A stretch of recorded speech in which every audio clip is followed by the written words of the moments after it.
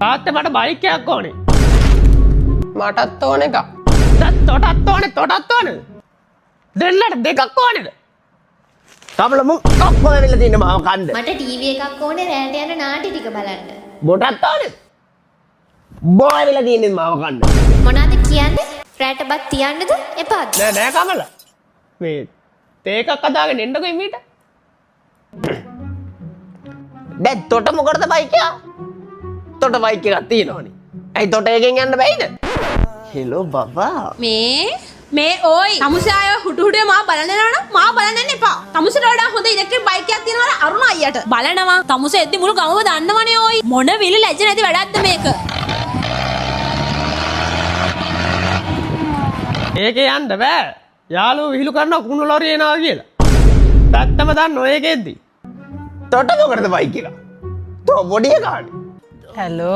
Hello බබා දැන් නම් පයින් ගාටලා එපා වෙලා තියෙන්නේ යන්නේ. කැම්පස් යන්නවත් අලුත් ඉලෙක්ට්‍රික් බයික් එකක් ගන්නකො. පයින් යන්න බැරිද? මදාම මොකෙද්ද වගේ පයින් එන්න එපානේ. හැමදාම යන්න බෑ පයින් කැම්පස් එකට.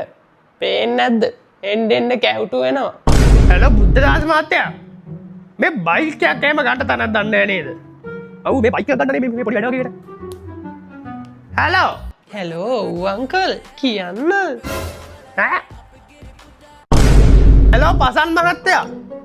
මේ අලුතෙන් ආව ඉලෙක්ට්‍රික් බයික් එකක් වගේ ගන්න තැනක් දන්නවද?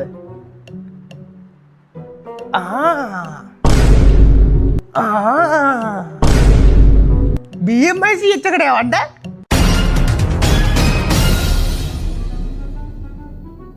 දැන් මොකද ඔය කරන්නේ අපි? ඔය ඉන්න මොකෙක්ගෙන් හරි වලමු ඉතින්.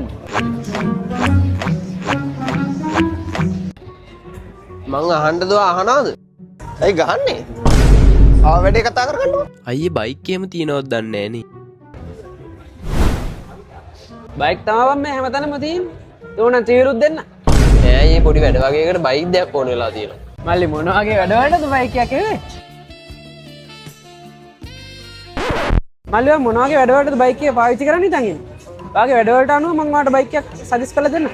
මෙහිමයි අයි. ඔය කලින් එක නම් පොඩ්ඩක් සද්ද වැඩි. නැද්ද නිකන් හිමීට කරගන්න බාණ්ඩය. එහෙනම් මල්ලි ඔයාලට හරියනම් බයික් එක තමයි මේ ආඩි ඊපොක් එක.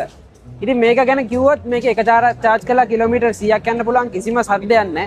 මෙන්න මේ තියෙන ඩිසයින්. හායි ගයිස් මහසොන ට්‍රැක් එක රිලීස් කරා මේ කෝල් කරත් ඇහුවා මොකද්ද මේ ඔක දාන්න නැද්ද අයියේ මේ හායි කියලා ඔන්න දැම්මා. මේ පොඩ්ඩක් ගිහලා බලන්න කට්ටිය මහසොන ගහයි බලාගෙන